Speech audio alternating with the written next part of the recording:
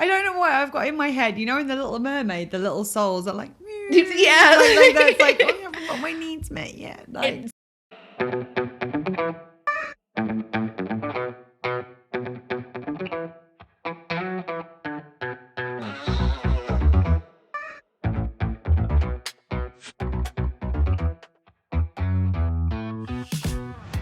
hello, hello, hello, and welcome to Well Shit. It really is that simple.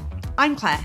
And I'm Serena. On this podcast, we help you to understand about your 12 universal needs, why they are currently not being well met, how to meet them in ways that work for you, and how to consistently do so in quick, easy, and simple ways that fit seamlessly into your life. We'll also help you to understand how doing so will have a positive ripple effect in literally every area of your life. If you like what you hear, come and join the conversation in our Facebook group. And enjoy the show. Hello, hello, hello. Hey, everyone. So today I figured that it was only right that I be drinking the seltzer that we were discussing on the last episode, which is the last can of the seltzer that I really like the flavor of. The last can, and I'm drinking my seltzer that's apparently all mine now. All yours. Yours, all yours.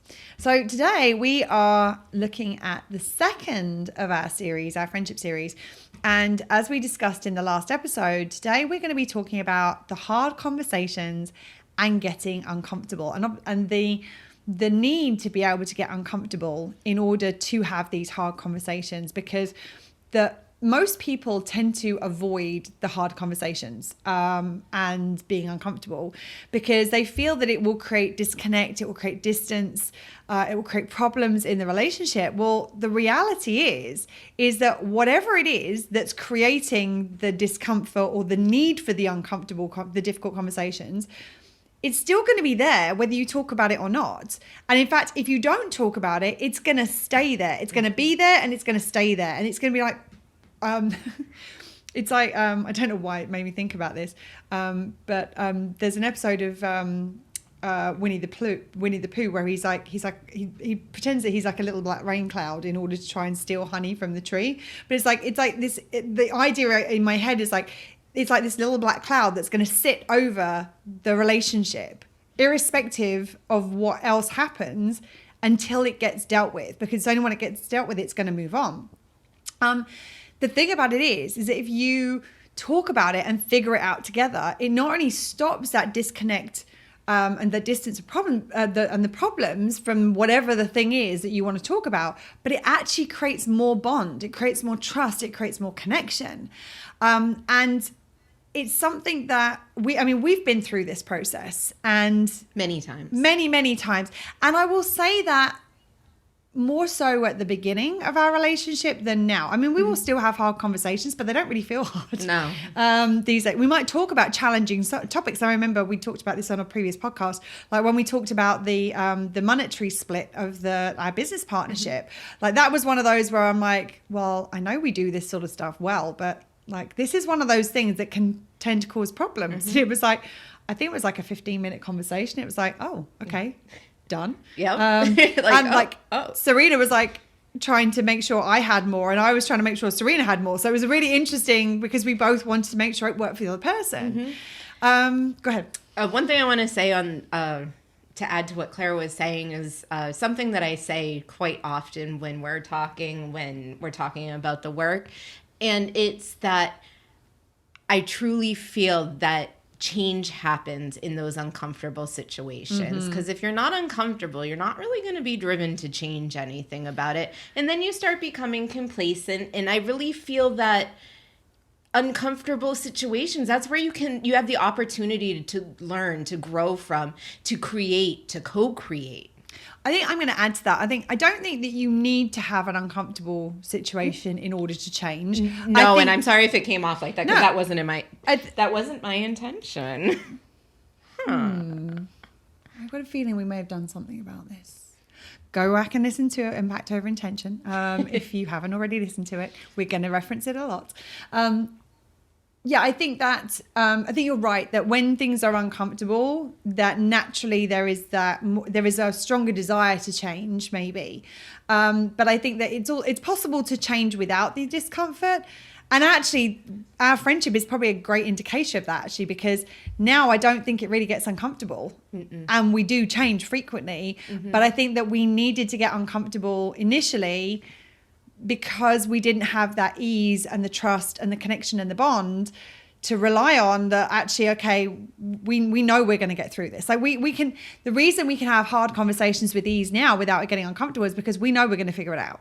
I genuinely cannot think of a single possible situation that I think is likely to come up, knowing the two of us, which would create me to be like, yeah, I don't know if we're going to get through this. Yeah, like I'm done. Or I don't know if I want to get through this. So the interesting thing is that one of the things that allows you, that enables you to get uncomfortable in a situation with other people, and we kind of mentioned this briefly in the last episode, is if your needs are well met, then if you're dealing with an uncomfortable situation with somebody else, that uncomfortable situation is not going to trigger your unmet needs. If your needs are unmet, then an uncomfortable conversation or situation with somebody else could trigger those needs without you even being aware of it. And that's when it's like, either I want to withdraw from the uncomfortable situation, or I'm going to react to the situation, which makes it not just uncomfortable, but then like destructive in terms of the conversation. It becomes more confrontational. So in order to be able to have the discomfort, not have the discomfort, but to be okay with the uncomfortable situation, the best thing you can do is to make sure your needs are well met, because you're going to be more resourced to be able to deal with the discomfort. You're not going to have the risk of those unmet needs getting triggered and you reacting to the unmet needs, not to what's happening. Because what ends up happening is that somebody will say something, it triggers an unmet need, and you react, and it seems like you're reacting to what they've said. And the truth is you're not reacting to what they've said. You're reacting to the trigger of the unmet need. That is the thing that is reacting in that moment. And if you're reacting from that unmet need, chances are it's not going to be constructive. And so what we want to do is notice. And one of the ways that you can navigate through that discomfort is that if you're in an uncomfortable situation, if Serena said something and I would be like, oh, okay, that smarted a little bit. Normally it'd be like, okay, what needs have been impacted? What needs have been triggered by what it is that she's saying? This need, okay. Maybe it's my value need. What do I need to do to meet my value need in this moment? So I do something just quickly to meet that value need. Or maybe my security need will come up, and it's like, actually, what do I need to meet that security need? And then I can respond from my needs being met rather than react from my needs being unmet. And something that we practice, and it is a practice, is... don't even know what she's about to say, and I can guarantee it's a practice, because our doing friendship is a practice. It's something you practice every day. Every day. Yeah. But the practice that we do is, you potty mouth. What? Doo-doo. I thought I got away with it. Oh. I know what you did. And back to our regularly scheduled programming. God, I've distracted myself with a whole bunch of doo-doo. The practice of friendship. Oh, yes. The practice of, I may say something that lands on an unmet or not as well met of a need, and Claire goes into, before she responds, we'll be like, all right, what needs to be met? What's showing up here? She won't just pretend that something didn't impact her. As we discuss, and she's talking about coming from the place of having her needs well met, then she'll be like, I just want to let you know, like, that didn't quite land right. To make sure that I'm aware, A, there was an impact, B, to make sure that, like, the awareness so I don't do it again.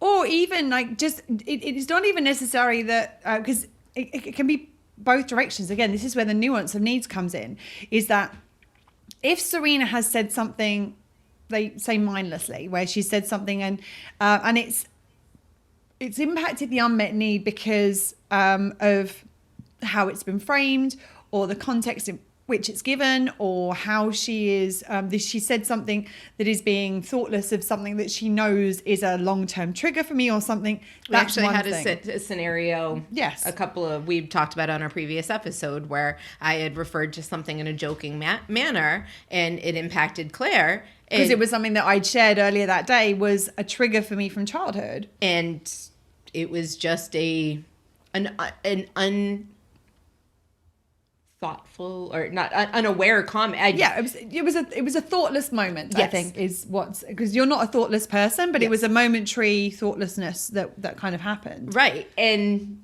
there was silence for a minute, and then Claire came back after she had, I know, taken a moment, stepped back, and it was seconds. Yeah. And then it was like, hey, can you not joke about that? And I'm like, oh shit, yes, I understand why. And we went through our process of apology and, you know, like, Yeah. Rebuilding and healing the impact of that moment. So that's one of the scenarios. But the other scenario is that Serena could say something that there's absolutely nothing wrong with. And actually, because my needs are unmet, it triggers something in me that has absolutely nothing to do with what's said, how it's said. She could be incredibly thoughtful, kind in how she's saying it. Well, if I then say, well, that didn't land well with me, for a start, I'm going to look at that in myself and go, oh, yeah, that's my shit. That had nothing to do with what Serena was saying because of where I'm at in my process. And I'm going to be like, that's something I need to look at. This need, da, da, da, da, da, da. But that's not something that I would then take to Serena and be like, hey, this didn't land well with me, as if like it's something that she needs to do something about, because the issue is not actually in what she's said or how she said it. The issue has been, I have an unmet need that I haven't taken care of, and it's landed on that. The thing that she said has triggered that unmet need, and that's my responsibility, not her responsibility. And Serena also knows I'm not going to go to her expecting her to change something that's my shit. And it's like, I think so often that when it comes to like personal growth and development, there are these sort of blanket statements in how we do things. It's like, oh, well, this is like anybody that anyone says, if it bothers you, it's like it's a reflection of you, or it's reflecting a wound or a trigger or what have you. And that's bullshit, because sometimes actually people are operating in a way which is not mindful of your humanity, their humanity. They're acting in a way, they're saying things or doing things that are degrading you. And it's like, that's not about you, that's about them. And so it's like, put the responsibility and the accountability where it needs to be. If it's something where I'm like, actually, I think this is something that would be good for Serena to be aware of, because I think it was the issue in what happened was actually something that was at her end. And I know I can go to Serena and say that to her, and she'll be like, oh shit, yeah, hands up, totally understand, yeah, that was me. As I said earlier, I see the error of my ways. I see the error of my ways. That was about vacuuming up. But we had we'd done a confetti cannon here for our celebratory canon-ish. What episode? Podcast-versary. Our podcast-versary episode. We did confetti cannons that didn't really work, so we kind of threw the stuff up in the air. And I was about to get the vacuum to clean it up, and she put the fan on, and it all started distributing across the room. She's like, "Oh, I saw the error of my ways." Off it went before we got things vacuumed up. So that wasn't about a friendship thing. Yeah, no, sorry. A random aside. A random aside. But yeah, it's like recognizing and also owning where actually something is nothing to do with the other person, that the reaction, that the trigger is actually something that is unhealed within me because of my past. And actually that's something that's happened to me that I haven't taken care of my needs. I haven't worked through or processed. That's my responsibility. It's not somebody else's responsibility to dance around my unmet needs because they haven't been met. So it's about recognizing that we need to be mindful and conscious and kind and intentional about how we communicate with each other. And we also need to take responsibility for our woundings and our triggers and our unmet needs and the healings that need to happen. So I think it's important to say that this is something that there's a progression with this. Yes. And we've been through that progression. You want to share a little bit about how these situations unfolded when we first started to be close?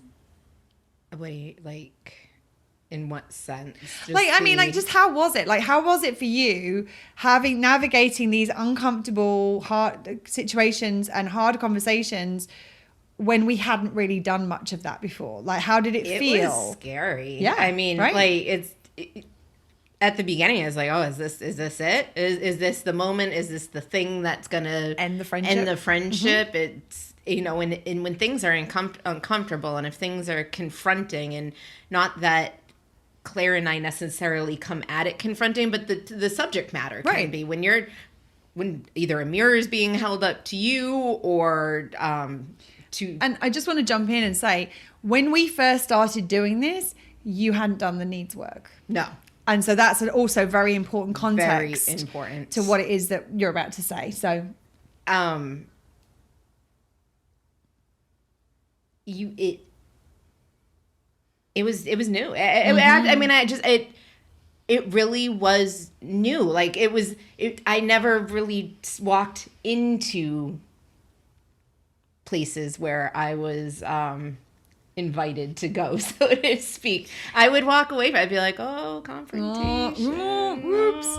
I'd meander around it. I'd wiggle about in it. I never was like, actually, because this is present, I need to be in this. Right. And because I'm part of this, I need to be in this. I need to not step away from the puddle. I need to step into it to see how deep it is. And then... And I don't know about you, but I know that for me personally, like when I'm thinking about other friendships, that the other friendships actually ended because I wasn't willing to have the hard conversations. And the hard conversation that needed to happen ended up, the thing that was about ended up destroying the friendship, because it's like it was ever present, and by not having the hard conversation about it, we weren't able to deal with it, which meant that ultimately it destroyed the relationship. Because it will over time. Over time it will eat away. If it's eating a little bit, like eventually it will be gone. Yeah. And I think the thing with this, that it was a progression for us, because I was also very aware that I'm having a conversation with somebody who doesn't know how to effectively meet her own needs at the beginning. Like this was very much where we started. And they were very, very unmet. Well, yeah. Yes. Well, no, actually they were met, because everything we do every second of every day, but they were not met well. Just because everything we're doing every second of every day is meeting our needs, it doesn't mean to say all of our needs are getting met. So there are needs often that are unmet, even in the context of the fact we're doing stuff all the time. And you're right, the ones that were being met weren't met in ways that were nourishing, supportive. I may have had a one-off or two, but they were pure fucking luck. And also, one of the things that comes up in the program is a lot of the time when you're meeting needs in red spectrum ways, which are the unsupportive, disempowering, unfulfilling ways, sometimes draining ways, is that it often feels the same or similar to not having their need met at all. Which then has another layer of like, well, what the fuck did I do this for anyway?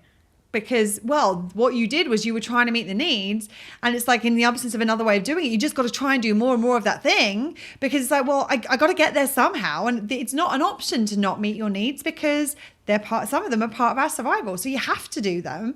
And this is all subconscious. It's like, oh God, I got to do more. And it's like, oh no, let's not do more. Let's just make better choices. I mean, we talked about one of the first things that really resonated with me is, if you have to pee, go pee. Yeah. Like that's literally where I started from. Right. It is that I was like, oh wow, you're right. Yeah, absolutely.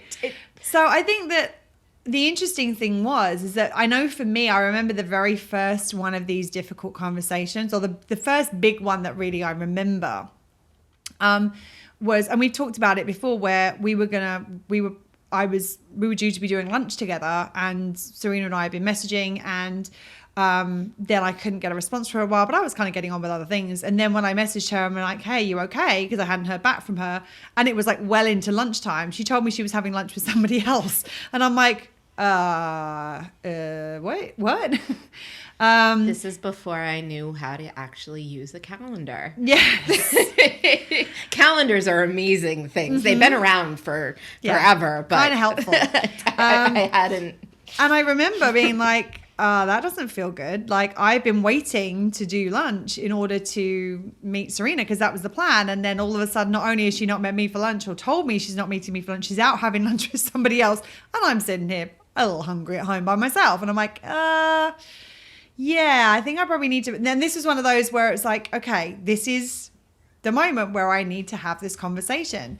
And the interesting thing is that actually, because we were on text, she was having lunch with somebody else. I'm like, I need to say this now, because if I wait until I see her, I just need to say it. And I was like, and I can't even remember exactly what I said, but it was some version of like, that doesn't feel great. Like that we said that we were going to have lunch together and you didn't tell me that you weren't having lunch with me. Like if you had, that would have been cool. But now I find you're just having lunch with somebody else. And the funny thing was, I actually remember, because your husband was with you at the time. And I remember your husband was the one who said to you, wait, weren't you having lunch with Claire? And the two things kind of coincided at the same time. And it was one of those where I'm like, I sent the message and kind of, okay, hold my breath, see what happens, because depending on how this person responds will completely determine the path our friendship has ahead of us. Not completely, there's options. I mean, yeah, we can. But at that point, there was a split in the road. Could have gone one way, could have gone another.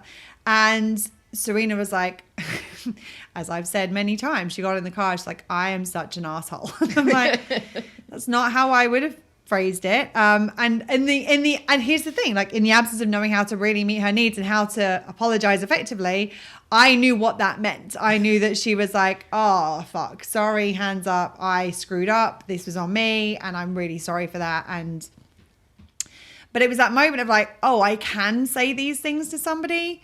I can speak to this person. And it was still uncomfortable at the beginning, but the more willing you are to be uncomfortable, the more conversations of this nature you'll have, which means the quicker you'll get comfortable with those conversations. And because I knew how to meet my own needs, even in that moment where I'm like holding my breath, where I've sent that message, right, what needs are coming up? This need, this need, this need. I can do something to meet my needs in that moment. So I am still resourced, even though I've been impacted by this other person. Because yeah, of course, there's an apology and there's an addressing and there's a making amends that ideally would happen in order to heal what's happened. But I'm not waiting. I'm not dependent on Serena doing that in order to feel good. I'm going to take care of my own needs first and foremost. And that's what I did. It's very interesting because I remember there are I'm trying to think do you remember like the first one of those really uncomfortable conversations you had with me where it was like you calling me out? Well, not particularly, but before I lose a thought, because we know how often that happens.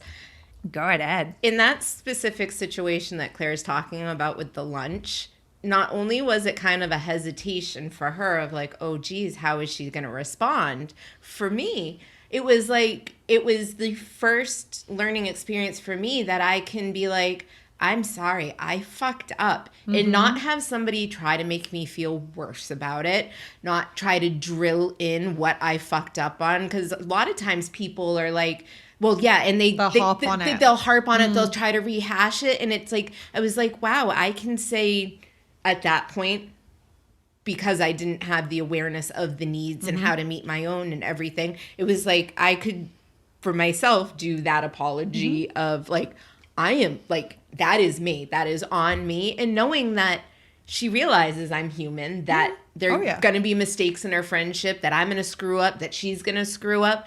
And having almost that invitation to be like, yeah, if you screw up, like it happens, just make sure that we're addressing it. And not that it makes any individual instance easier to deal with in the moment, but knowing that we have a friendship where we can call each other out, bring each other in, and also really just be able to be where we're at. Like, it sucks when you do something that you know has affected your friend and hurt your friend in certain ways. And it's like, oh, and and the interesting thing is that you're right. I wouldn't have harped on about what went wrong. I wouldn't have tried to make you feel bad about it. The other thing is I'm not going to try and make you feel better about it either. No. Like, so yeah, she was feeling shitty about what happened. And I'm like, I'm not going to try and make her feel better about that because actually, one, that's not my job. Please make me feel better about making you feel shitty. Well, and that often happens. A lot of the time in friendship, it's like, oh God, I screwed up. And someone gets called out and then they expect to be the other person to make them feel better about the fact they screwed up. To placate the fact that... And the reality is that it's not... It's very easy in that situation for someone to think, oh, look, oh God, it's like she feels bad because I called her out. No, she feels bad because it's a consequence of the choice that she made. Now, I'm not going to amplify that and make her feel worse about it. I'm also not going to make her feel better about it because that is her humanity kicking in. Like we talked about this in the Guilt and Shame series. Her humanity is kicking in and going, shit, I've hurt somebody who I care about. Feeling bad is a natural consequence of that. And it's part of the internal, I know if she feels bad about it, she's going to be less likely to do it again in the future. And I'm not going to be like, oh, ha, ha, ha. Yes, she feels bad about it, so she's not going to do this to me again. It's more like that's part of the function of being human. Like that's how humanity works. It's like, oh, I've done this thing to this person who I care about. I feel bad about it. That's part of the process. I've got to feel that in order to process it. And in order to then have that internal reference point for not doing that again in the future. And if I try and take that away from her, one, it's not very empowering for her. It's dropping into the disempowerment dynamic, which we'll get into on another episode.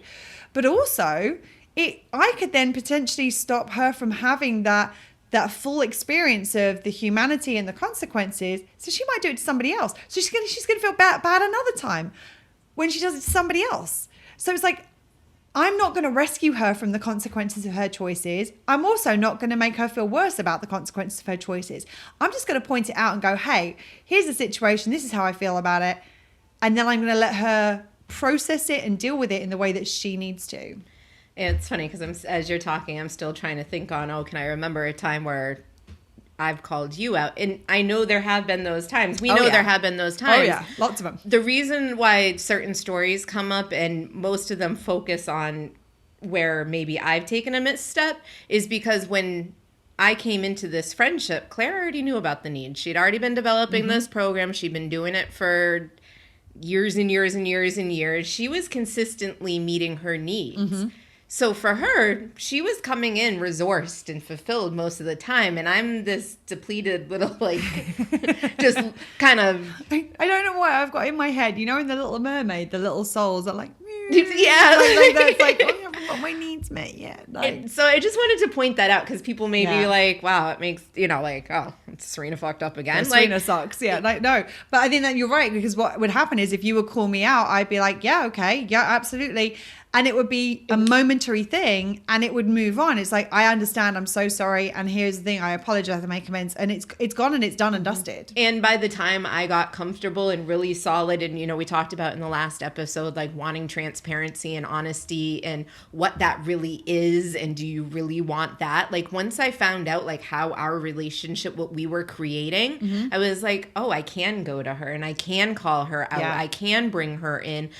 I can bring up things that she brings up to me and because she's human. She does. Yeah. And at that point, it was already so much easier than it was in these initial situations that made those pivotal points in our friendship that really could have changed things.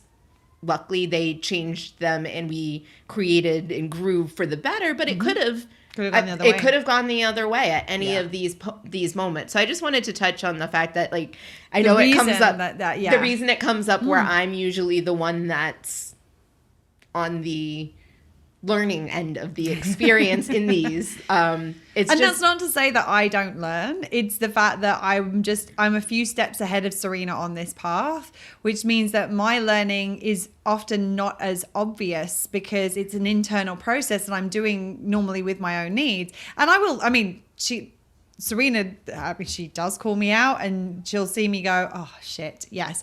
We've had these conversations innumerable times. But because the impact to my needs is significantly less, it's like, oh, actually, no, this is a learning for me. What am I going to go do about it? And that's where the focus on, that's where my energy goes. Because so often what ends up happening is that if your needs are unmet and somebody points something out, we collapse into this, oh, poor me, I've done this terrible thing.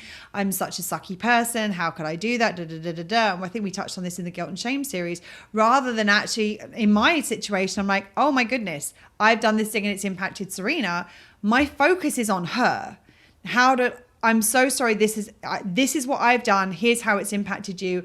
I'm going to apologize for this. Here's how I make amends for that. And here's how I'm going to ensure I don't do it again in the future. So because the energy isn't focused on me because my needs are well met, I think that's why sometimes those moments, they're not as obvious as when like your needs were unmet. It was It was there was a bit of very both. obvious. Yeah, and it was a lot of times. And there was one moment I wanted to share. There was one instance in particular that was a really huge turning point for me. And that point where I'm like, oh, this is the kind of friendship that I want to have, and this is the kind of person I want to be close with, and I'm really grateful for how she has shown up in this moment. So a few years back, it was the day that I was leaving Key West. I was going back to the UK. So I was already in a very emotional state because I hated to leave Key West. As much as I loved to go back and see my family and friends elsewhere, I was hating to leave the island. And so this is the first year we had gotten, we very, got very, really, very really close. close. Yeah. I'd actually just started tipping my toe into the work. And actually, we just had the conversation about you joining the business, like maybe a week or two earlier. Oh, wow. Yeah. It was just before my birthday, and it was, I think, December 5th was when we had the conversation. Not that we pay attention to these things or anything. So we'd been out celebrating the fact that I was still here for that last night. And so we had been out from, I think it was maybe 6 or 7 in the evening, and we got back home. I think we had like a tiny little cat nap around 5, and then we got up to watch the sunrise. So like we had very little sleep as well. We were both exhausted. And when I was like finally making I was doing my final packing and getting things together, it was brought to my attention that there was an issue in one of the groups that I was moderating and managing online. And it was actually involving Serena's husband, where he'd made some significant comments that were offensive and problematic from a racial standpoint. And the person who had been impacted had reached out to me and told me, now I hadn't been on my phone because I'd been out, so I hadn't seen what was going on. And I looked and I was like, oh shit. So I started to address the situation, and then Serena had picked me up in order to, we were going to visit another friend of mine to say goodbye, and there were a couple of things. And Serena brought up to me what was going on. And her initial perspective, because she hadn't begun doing her work at that point, was very much not understanding the full situation or the impact of his words and his choices. And that was the angle she was coming at. And now bear in mind, I'm about probably less than an hour away from leaving the island. So I'm about to leave the island. I'm very emotional, and I'm trying to deal with this big conversation, which is almost always charged. And whenever you're kind of addressing privilege dynamics or oppression or marginalized communities. Well, and you have somebody also there's two people on one end of the spectrum that are doing their work, that are very aware of these dynamics. And then you had my husband and I on the other end of the spectrum. At that point, privilege, I mean, really not a clue. It really, like, I mean, privilege was a word I knew, but there was a defensiveness because of our privilege. Right. And so we were clueless. Like, And so here was the situation where this person who is now my business partner, because we've agreed that we're going to work together. And so this is a thing because it was directly related to the business. And I'm like, I'm not going to be dishonest. I'm going to call it what it is. I do not know how she's going to respond, because a lot of the time fragility comes up, that defensiveness comes up, and fragility is a really unhelpful word. There's a term that we use whenever I'm talking about male privilege, which we'll get to another time. But it's this unconscious defensive behavior to protect the privilege and to protect the comfort, and therefore reinforce the dynamic of the privileged person's comfort being prioritized and the person who's been harmed actually getting further harmed in the dynamic. So that normally comes up, and very often it gets very explosive, very reactive, very quickly. And I'm like, shit. Well, this is it. Like, I'm not gonna not be me in this situation. And I remember the two of us were in the car, and Serena's like going, well, this happened and this happened and this happened. And I'm actually I'm looking online to see what actually happened, because often the the framework of like, this is what I think happened, or this is what I've been told happened, isn't necessarily what actually happened. Or the lens that I was seeing it through versus reality. And so, and I was going through and I was like, he's out of line. This is this, and this is this, and this is this, and this is this. And absolutely, she's absolutely right in what she's saying. This is this. So I'm, not only is this my business partner, but this is my business partner. And we're talking about her husband as well. Mm-hmm. So like there's layers upon layers upon layers to this situation. I'm like, I have to just do what I know is the right thing in this situation, which is I have to, I wasn't harsh in what I was saying, in the sense that I was mindful, but I was very direct. Mm-hmm. And I was like, this is a problem, and this is an issue, and this is a wider issue I need to deal with in this group. But you need to know that what he's done is not okay. And this other person is absolutely in the right in what she's saying. And it was one of those moments where I've been in those conversations so many times, and at the very, very least, I normally get a defensiveness and a shutdown, or like a withdrawal. Like the amount, I can't tell you the number of times I've had this conversation with somebody, and it's like, I don't want to be friends with somebody who's going to be like this. And I'm like, I'm ready for that response. That's what I thought was going to happen. No, that's not what I thought was going to happen. I knew there was a risk of that happening. And often the times, and also knowing the person that Serena is, and the person who, especially she was outside of the context of getting her needs met, I knew there was a very real possibility that the fire could come out with both fire signs, and that like, no, this is not, and I'm like, that's not going to fly with me. Doubling down on incorrect things. And pushing and making things worse.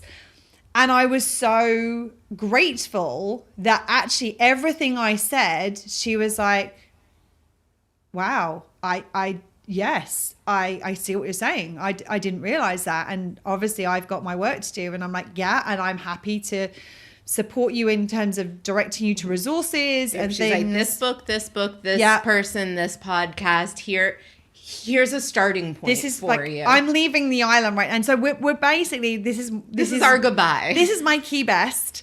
I'm leaving the place that I love, and this is how we said goodbye. And I remember somebody else was driving me up to Miami, and like all the way I'm up to Miami, I'm trying to deal with the things I'm trying to address the situation in the wider community.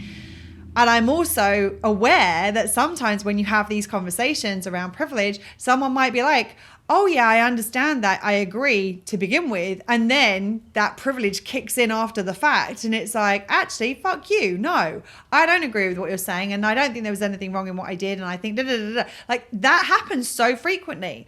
And I was a little concerned about what's going to happen while I'm in the air and we're not in contact. Like, am I going to land to a message going, actually, I'm out? I've talked to my husband, and we're not willing to learn or grow, and we think you're full of shit, right. Which is a lot of the times what I've been told in those situations. In which I think the subtext on that might be, this is a little too difficult for me to deal with, so I'm just going to curl back into my privilege. I don't want to deal with this. Yeah, absolutely. Which is like, and I'm going to continue doing harm, which is the truth of it. Like, it's like, I don't care enough about this to want to do the work to be a more decent human being. I'm going to go back to just doing harm because it's more comfortable for me to do that. And it's interesting in this specific situation, it is something that seems so blatant to me now, but where we were at the time, I was like, but the initial, I'm like, well, I don't see the issue here. And then when she told me, I'm like,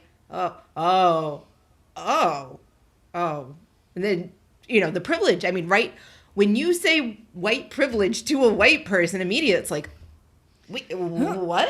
Yeah. Like, that reaction is part of the privilege. And that is the fragility reaction. And I had a bit of that fragility reaction. I mean, you did have fragility. It just reacted. The thing is that it came up, but you were still willing to listen to me. I was having the reaction and leaning into it. You were feeling it and going, okay, what more do I need to know? What more do I need to do? Which actually helped trigger me to start doing my work. So I was like, okay, I'm feeling this. Well, she's like, that's your fragility. And I'm like, oh, well, that actually makes a lot of sense. Like, because what you're saying makes sense. And my reaction is to what you're saying, because it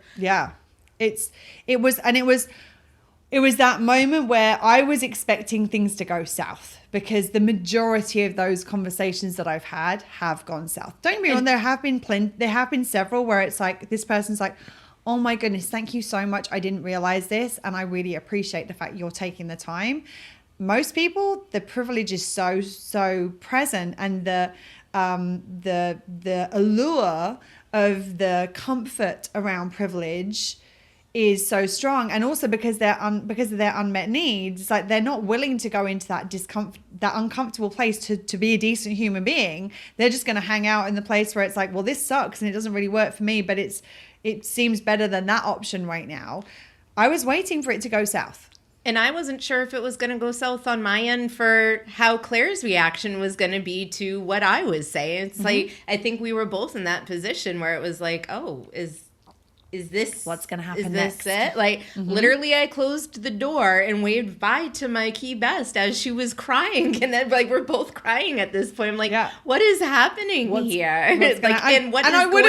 And I would have been crying anyway to be leaving. Like, that wasn't about the situation. It was about the fact that I was leaving. But that layer on it was like, wow. And it was funny because the previous time I'd left, we'd become good friends. We weren't as close as Serena said. We became much closer that last time, that time I was here on that one occasion. But I remember the time before I left, we used to have these kind of regular, like we used to hang out regularly on a Friday afternoon. I'm pretty sure like this has happened pretty much since the beginning. Like I remember. I think the reason why Fridays happened is because it started with us hanging out on the couch. Friendly Fridays. We would we'd have lunch and we'd chat and we'd what have you. And I remember that first time that time before that I'd left, we'd said we were going to keep in regular contact. Didn't happen. And I think we may have texted twice in the space of the year. And she had some shit go down. Yeah.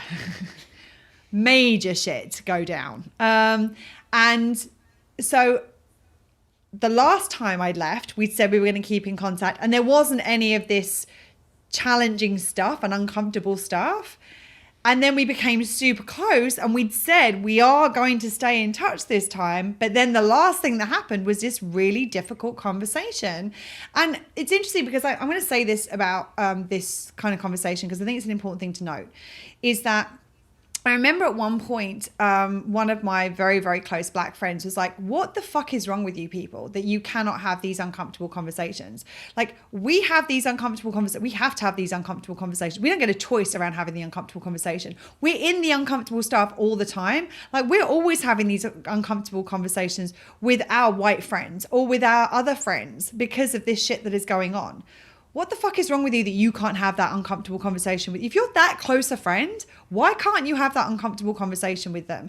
And it very, very important, very valid point is like, we need to be having these uncomfortable conversations because it doesn't just affect us. Like, there is a systemic issue here that needs to be addressed, and the only way it's actually going to start to change is if we actually start having these uncomfortable conversations.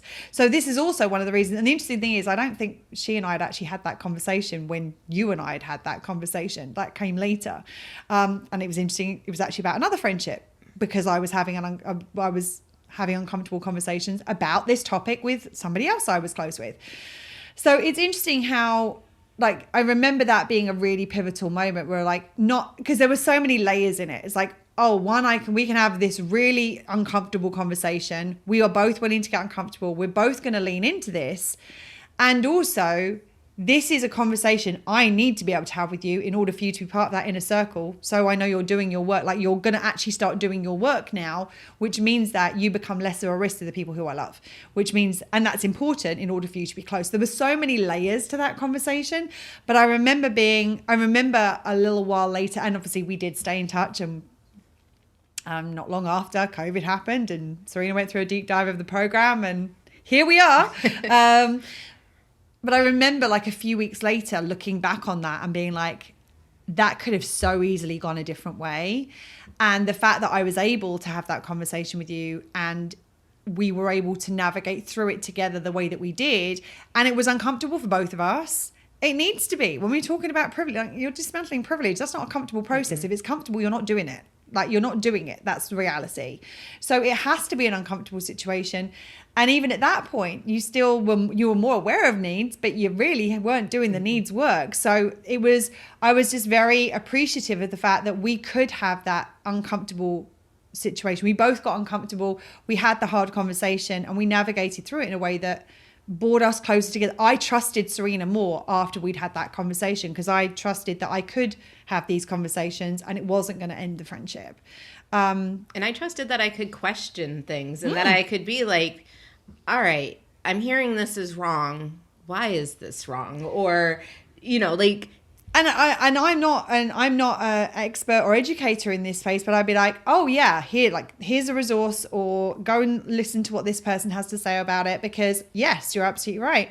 But also Serena knew that I know that we are, like, I've been on this journey and I know how difficult it is. So I have an appreciation for the fact that it's difficult. I'm not going to coddle you about it. I'm going to be direct with you about it, because that is part of, it's like, not catering to your comfort is part of dismantling your privilege.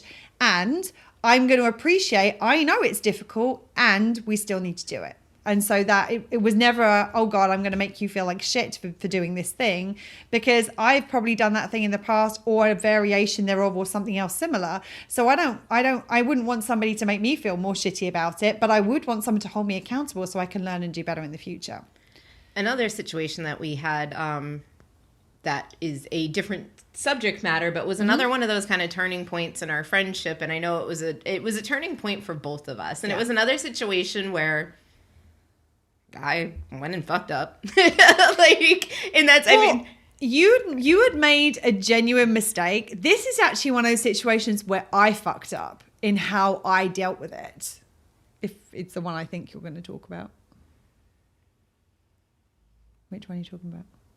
I was going to talk about the tears on the sidewalk. Oh, I thought we were talking about the PDF thing. Okay. So, never mind. Carry on. I'll shut up and let you talk. And we've talked about the tears on the sidewalk moment. I know we've referred to it in previous podcasts. And it was it your first celebration of life that we were in? It was the big one, though. It was the big one, yeah. Claire does her celebration of life every year, October 12th. Actually, you can probably... We've talked about this before. I got run over by a truck and nearly killed on a beach. And every year on the date that it happened, we celebrate the fact that I'm still here. So that's the short version of the story. Yes. So we had already had a day. We went out for breakfast, and then we completed a marathon, and we did all sorts of fun things. We finished a marathon. We didn't complete it, but completing it would suggest that you started it as well. We didn't. We just did the final. Nuanced on word there. Yeah. Yeah. All about the nuance. Yeah. So we had a full day, and I mean, we were going strong, and it was about, I don't know. It must have been about 5:30 a.m. because we closed down Bobby's, one of the bars that we talk about a lot of the time, and then we gone somewhere else to a friend's house, and it was after we'd been at that friend's house for a bit. So at the end, we had spent the entire day together, and we were having such a great time. And when we got to our friend's house, my attention went, I mean, there were crafts, there were wigs, there were costumes, there were sparkles, there was all sorts of things. All kinds of things. And all of a sudden, I lost focus of really what the purpose of us being up at 4 or 5 o'clock in the morning was. And so we had a really nice time with our friends, and then we started walking. And I'm going to let Claire take it from here because... Well, it was actually I think it was a little bit earlier than that I'd started to feel that. What ended up happening was that we were having this great time, like celebrating the fact that I was alive. And actually it was before we left Bobby's. This person came in and they started to talk about other things. They were talking about hairdressers and wigs and crafts. And like, obviously Serena's like, ding, this is my shit. I love this. And a little while we were at Bobby's, like she was very much somewhere, and I mean we both do our own thing when we're out and about. so it wasn't an issue that she was like talking to other people or those sorts of things. It was just like what happened was and it was more of an energetic thing, I think, than it was about what actually happened, was that it felt like we were together in what we were doing, even though we were doing other things. And then all of a sudden she checked out and she was somewhere else. And I was like, oh, it feels weird. Like, it feels like she's somewhere else. And then when we went to the friend's house, this kind of continued, and it felt like she was definitely somewhere else. And it was like, it wasn't like, again, a big deal. It wasn't this huge thing. I was just like, I just felt like we were celebrating together, and then all of a sudden it was like she jumped off of the celebrating together train. The thing about it was, we were celebrating together even though we've been doing other things with different people. Like, we still felt like we were in it together. And then all of a sudden, and the funny thing was is that when I brought this up to Serena, she's like, oh fuck, that's exactly what happened. Like, I checked out of, we're celebrating together, the fact that you're still alive. I'm now on an entirely different train with somebody else. And it was that I'm like, it doesn't feel like we're in this together anymore, celebrating the fact that I'm still alive. And so I brought this up to, and I remember thinking, do I bring this up? Like, it's 5:30 a.m. We're both exhausted. We were not drunk. We hadn't drunk much that day. So it wasn't like that. I had that layer to concern myself with as well. But I'm like, I want this to be a fun day. And it has been a fun day. And it's like, if I bring this up, is it going to ruin the day? Is it going to go south? Are we going to end up, is it going to like end badly? Because that's not what I want either. So I really debated with myself whether or not it was, and the truth was, it was in the space. No matter what happened from that point forward, I was still going to be feeling this. And so I knew I had to bring it up to her. Otherwise, it was going to be this little black cloud that was going to sit around what we were doing for the rest of the day. So I brought it up. At 5:30 in the morning. At 5:30 in the morning. On the sidewalk. On the sidewalk. Yeah. And she did. And she was like, hey, we need to talk about this. Like, I need to clear something. And I'm like, okay. At this point, I can feel an energetic shift, but I'm still not. You were still in your own little world at this point. Yeah. I mean, at this point, I had decorated Flat Mom. I made her a headdress. Like, I mean, it was still a fun time. It was a fun. Like, we still had fun. We both had fun while we were there. And that's the thing. We both had fun. So I'm like, my mom's all sparkly. I'm all sparkly. And I'm like, hey. Okay. Well, what's wrong? Something's a little off. And I could have rationalized that, oh, she's tired. If she hadn't brought it up, it could have been 1,000,001 things. And she could have been feeling something and not addressing it, and then feeling it more and not addressing it. I'm like, oh, well, now she's really tired. No, she's hurt. She's aggravated, she's frustrated, and she just simply, she's like, I feel like you checked out. And like she said, and it was me being like, and I think probably the phrase came out, I'm a fucking asshole. Like, and it's funny because I don't really say that much anymore. No. But that was my go-to. Yeah. Like, that's when I realized, I was like, I don't know, well, there it was. There we are. And right then and there, in that moment, we talked about it. We both cried about it. We shared what was present for both of us. Like, one of the things that I remember saying is that especially because of what I do, most of my life is very much about other people, like supporting other people, other people's things are going on. And it's like, I'm cool with that. Like, that's not an issue for me most of the time. There's like these maybe 1 or 2 moments where it's actually about me. And this was one of those days where this was a celebration about me.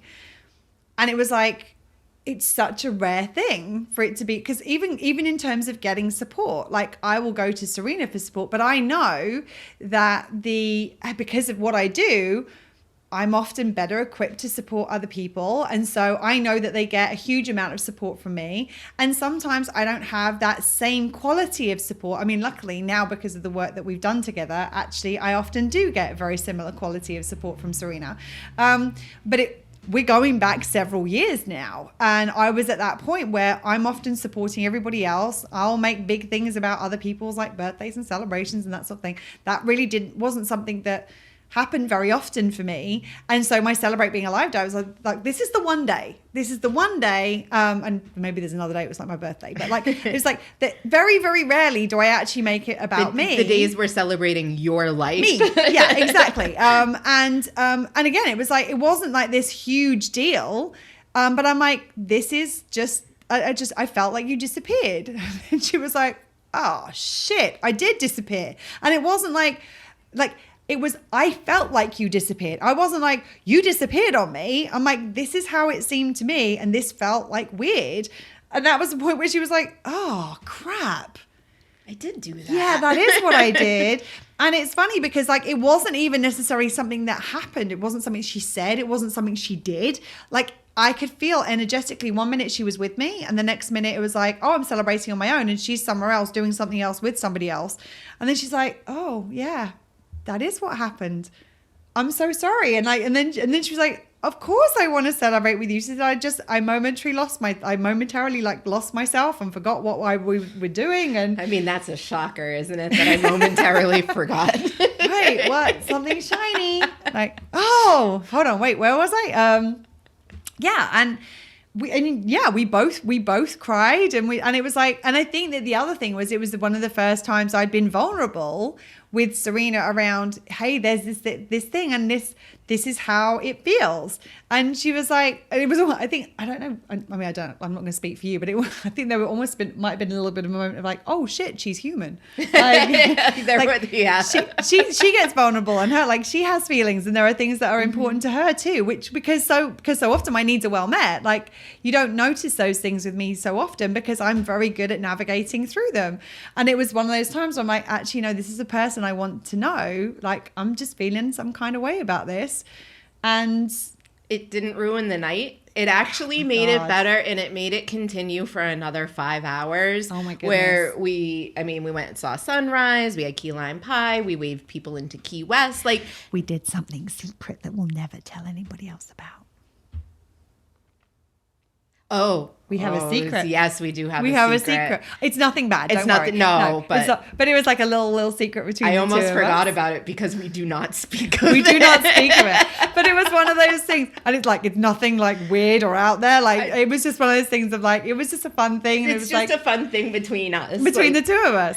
And it's like, oh my goodness, I can only, like, there were so many experiences we had that day that we wouldn't have had we not had that conversation. And like, we really did come together in that. Like, the conversation really brought us together. And it would have been so easy to have avoided it. Well, to have avoided it, or to have had that conversation and then been like, well, all right, I guess the night's over. Yes. And ended it on that. And we both decided in that moment, we were talking about co-creation in the last episode, we were going to create something because neither of us wanted to end on this note. We were both tired. We both realized maybe bed was a good option. It's like, no, we're at least doing something. What do we want to do together? Yeah. How are we now going to celebrate? And then re-kick off the celebration, which is exactly what we did. Right, absolutely. And I know we're kind of going a little long today, but there's one other thing that I really want to bring up because I think that sometimes it can help, is that sometimes calling yourself out, and we talk about calling out. The reality is we're calling in. We're not really calling out. Calling out is that, like, you did this thing wrong. Calling in is like, I know you would want to know about this because you're the sort of person that would want to learn and grow and do better. Like, that's the difference is. And sometimes calling yourself in can help facilitate these conversations. So I know when we were kind of at this kind of turning point where Serena wasn't entirely yet comfortable calling me in. And I think also there was an element of she wasn't sure whether it was her unmet needs or whether it was my doing something. Like, we were at that kind of transitionary point where she wasn't quite sure. And we weren't in person. We weren't in person. Across the pond from each other, which adds another layer. And the distance automatically adds a layer. Yeah. And we had this situation. It was a work thing. And Serena had made an honest mistake on a PDF that went out to everybody who was interested in the universal needs stuff. It was part of our launch. And somebody, thankfully, somebody I knew messaged me and went, I think there's a mistake on the PDF. Thank goodness, because otherwise it probably would still be out there now. And it was one of those times where I was on a low ebb because I had been doing so much to get the launch done. And I had been like working a lot of hours to hit the deadline that we had. And I remember I think we did it over text message. And I was like, why did you change the thing on the PDF? Now, the truth is, if I had been resourced, I would have thought, well, she's not going to intentionally change something on a PDF that was correct to being wrong. Like, no. Why don't I just fuck about with this to see if somebody catches it? Exactly. It's like, well, it's not like this is important or anything. It's only my business. Let's screw it up and see what happens. Like, that's not going to happen. Who's paying attention? Right, exactly. And so I was like, but I wasn't resourced. I was coming from my unmet needs. And there was an element of frustration. Like, are you serious? Like, I'm doing all this stuff, and you screw up one of the PDFs that I'd already, that the basis was already there and it was right. And I acted like an asshole in that moment, where I was accusatory, and I was how I wasn't mindful I wasn't thoughtful about what she had going on. And the reality is that, of course, she wouldn't have intended to have made that change. And I remember it was maybe a few hours later, and we were messaging, and I don't actually know whether I did it over message. I think I did it when we spoke. Yeah, the messaging was like I think we spoke the next day via Zoom. Yeah, like or even later that day or something. And I said that I am so sorry. And I remember, like, initially it was like, I'm so sorry if I said something that was accusatory. And I'm like, hold on a second, Claire. One, you know better than that, in terms like that's not how you apologize. Own what you did. And two, it's like, okay, I'm still operating from my unmet needs. I need to get back inside. So I'm so sorry, because that was accusatory, and that's not how I want to operate with you. Of course, I know that you didn't do it on purpose. It was a mistake. And here's what's been going on at my end. This is the context. I was coming from my unmet needs, and I'm so sorry for that. And that's not how I want us to operate in the future. And it was at that moment where there was like a little bit of like yeah, that is kind of how it felt. Like, it didn't feel good to me. And I'm like, I totally understand why. And I think that, again, me being like, I saw what I did. I called it out and was like, hey, here's what I've done. That's not okay. This is not how I want to be. It shows that willing as well. And that, like, it makes Serena know that not only am I open to being called in, I'm going to do it to myself. Like, it created that extra layer of trust. Yeah. And I mean, safety, a layer of safety. Mm-hmm. Like, it really did, because I knew that even if she messed up or if I messed up, we could jump into it and be like, oh, okay, like, I see what I did. Just wait for the other person to address it. Right. It'd be like, oh, maybe I'll ignore it and they won't say anything, or, I'm not going to say anything because I don't want to stir stuff up. Mm-hmm. We actively are like constantly leaning into each other. It's right. like, oh, and you see it on this podcast as well. Like, there are times where I kind of look and Claire's like, okay. And then there are times where, Claire will look or be like, I'm going to interrupt. And that's how we learn. That's how we grow. Mm-hmm. And that's how we make those uncomfortable situations a little bit easier to manage. Right. And why we don't mind, we don't like being uncomfortable, but why we're not desperately trying to get away from it. Like, well, and more importantly, it's almost like we are willing, and we desire in those moments to go into the discomfort so that we can clear it, so that the discomfort doesn't hang around, because we don't want that in our friendship. Mm-hmm. That doesn't have any place in our friendship. And it's interesting, like, I know that a number of the examples that we've mentioned today, we've mentioned them before on this podcast. The interesting thing is that the reason for that is because they stand out, because they were the big uncomfortable, those big kind of moments of like, oh, we're at a fork in the road. What's going to happen? We're going to go this way or that way. And the funny thing is that even the moments that weren't big things, like that tears on the sidewalk thing wasn't a big thing, but it was a big moment for us in recognizing how we would deal with these things, even if they were small. And that even though it was something was small, like how Serena responded was, oh, she knows that this is something that's important to me. So even though it's a small thing, it's clear it's important to her too. And so that was one of the things that helped that. The thing about it is the reason that we don't have more of these to share is because And they don't stand out so much because now we don't wait for them to be big things, and we don't address, we clear them when they are small. And so what we're going to talk about in our next episode is about clearing niggles. We've mentioned this several times, and you will hear us talk about it a lot. And we'll get into the whole niggle thing on that episode as well. And what we'll do is we'll share with you how we do things now, and how once you've had those difficult conversations, once you've been uncomfortable, how you can then easily transition into this place where it actually becomes like none of it really becomes a big deal. Even if they're big topics, the actual process becomes very easy. That's certainly my experience. Yeah, and it's interesting because I'm going to say it the way that I'm thinking it, and I know that I'm going to get the look immediately.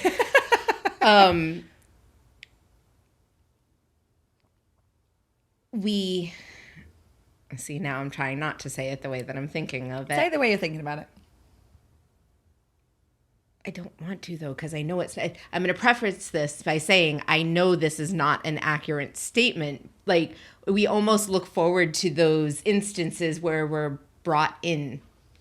Right. So yeah, I can understand why Serena's saying this. It's like, it's not that we look forward to those instances, because if those instances are happening, we know we're impacting somebody else, and we never want to do that. But we are, we're not only open to, but we actively encourage the clearing of the things that are going to create barriers in our relationship, because we know those are the things but it's the clearing that, like, the shitty thing is going to still be there, whether we clear it or not. We can clear it or compound it. Yeah, exactly. And the thing about it is that what we want to do is we want to, as and when those things happen, because they're life, we're different people, we're different human beings, we're going to do things that are going to be different, and some of things will work for the other person, some things won't. Those things are going to happen. So we want to clear those as quickly as possible and as effectively as possible, because we don't want those to negatively impact our friendship. And more importantly, we want to clear them because we know that's going to bring us closer together. So while we don't look forward to the situations, we do want to, once those situations are present, we do want to get on that as soon as possible and as effectively as possible, because we don't want the shit to stand in the way of our friendship, and we want to get the thing on the other side of that, which is like, we feel closer, we trust each other more, and we feel that bit safer than we did before. Does that accurately reflect? Yes, I knew you knew what I was like, how to tweak. Sure. Tweak. I can tweak. I can't twerk, but I can tweak. And on that note, yes, on that note, is there anything that you would like to add before we finish up? I like the note we ended on. Perfect. All right, we'll see you next time, where we'll talk about clearing niggles. Thank you for watching. Thank you for listening. Thank you for being with us. Remember to take care of yourself, stay safe, and between now and next time, to keep meeting your own needs. Lots of love. Bye, friends. That's it for today.